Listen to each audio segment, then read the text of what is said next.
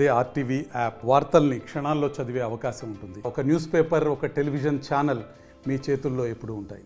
మా రాజకీయ ప్రయాణం కూడా ఇక్కడ ఉన్న వాళ్ళందరం కూడా మొదటి నుంచి కూడా ఎవరైతే రాజకీయ ప్రస్థానం మొదలుపెట్టినారో 99% మంది మేమందరం కలిసికట్టుగా ప్లస్ కాంగ్రెస్ పార్టీతోటే మా రాజకీయ ప్రస్థానం మొదలైందనే విషయం మిర్యాలగూడ పట్టణ ప్రజలందరికీ తెలుసు.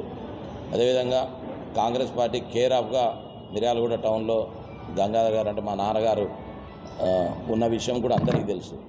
గత 7 సంవత్సరాల క్రితం అప్పుడున్న ఇబ్బందులు, అప్పుడున్న పరిస్థితుల వల్ల ఆ రోజు కాంగ్రెస్ పార్టీ ముఖ్య నాయకులందరికీ, ఇక్కడ లోకల్గా ఉన్న ముఖ్య నాయకులు, జిల్లా స్థాయిలో ఉన్న వాళ్ళు, రాష్ట్ర స్థాయిలో ఉన్న నాయకులందరికీ కూడా మాకున్న ఇబ్బంది, మాకు జరుగుతున్న కష్ట నష్టాల గురించి వారితో చర్చించి వారికి చెప్పి ఈ పరిస్థితుల్లో తప్పనిసరి పరిస్థితుల్లో మేము వెళ్ళాల్సి వస్తుంది అని చెప్పి వారందరికీ తెలియపరిచి ఆ రోజున్న జిల్లా నాయకులు, మిర్యాలగూడ నియోజకవర్గ నాయకులు ఎవరైతే ఉన్నారో వాళ్ళందరికీ కూడా ఆ రోజు మేము చెప్పి కాంగ్రెస్ పార్టీని వీడి బీఆర్ఎస్ పార్టీలో చేరటం జరిగింది.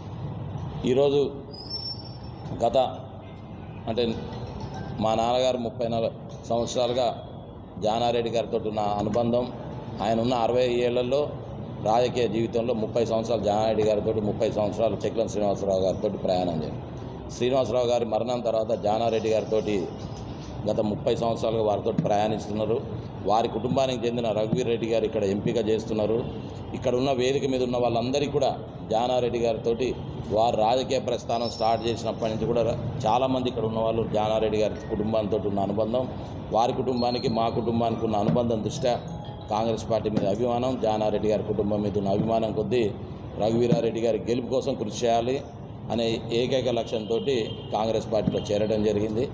ఈరోజు కూడా ఎవరైతే బాధపడతా ఉన్నారో, ఎవరైతే కాంగ్రెస్ పార్టీ మేము చేసినా అని అంటున్నారో, గత 4 సంవత్సరాలుగా వారు చేసిన వాళ్ళందరికీ కూడా మేము ఒకటే చెప్తున్నాం, ఈ స్థానిక సంస్థలు ఇప్పుడు లేవు, ఇంకా సంవత్సరం తర్వాత ఎలక్షన్ జరిగితే ఏ రిజర్వేషన్లు ఏముంటాయో కూడా ఎవరికి తెలియని పరిస్థితి.